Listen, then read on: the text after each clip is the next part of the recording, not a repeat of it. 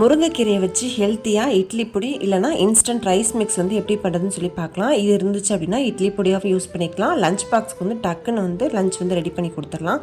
அது பண்ணுறதுக்கு 75 கிராம் வந்து கடலைப்பருப்பு, 75 கிராம் வந்து உளுந்தை வந்து இந்த மாதிரி வறுத்து வச்சுருக்கேன். கட்டி பெருங்காயம், புளி, கல்லுப்பு இது மூணையும் வந்து வறுத்து எடுத்துக்கலாம். நல்லா வந்து லோ ஃப்ளேமில் வச்சு வருங்க. அதுக்கப்புறமா வந்து நல்லா சுத்தம் பண்ணி நிழல்லே காய வச்ச முருங்கைக்கீரை 20 கிராம், கருவேப்பிலை 10 கிராம் அளவுக்கு நல்லா வந்து வறுத்துட்டு இதில் சேர்த்துக்கலாம். ஒரு 10 காஞ்ச மிளகாய் சேர்த்துக்கலாம். இந்த காம்பை வந்து பிக்காமல் சேர்த்துக்கோங்க, அப்போ தான் நெடி ஏறாமல் இருக்கும். ஒரு டேபிள் ஸ்பூன் அளவுக்கு மிளகு சீரகம் அதையும் வந்து வறுத்து நல்லா வந்து பிளேட்டில் ஆற வச்சுருங்க. மிளகாவோட காம்பை கிள்ளிட்டு மிக்சியில் சேர்த்துட்டு இட்லி பொடி பதத்துக்கு வந்து நல்லா குறப்பாக வந்து அரைச்சி எடுத்துக்கலாம். இதை இட்லி பொடியாகவும் சாப்பிட்லாம், இல்லைனா தோசை மேலே ஸ்ப்ரெட் பண்ணி சாப்பிட்லாம். அதே மாதிரி நம்ம இன்ஸ்டன்ட் ரைஸ் மிக்ஸாகவும் சாப்பிட்லாம். 1 மாதம் வரைக்கும் கெட்டு போகாது.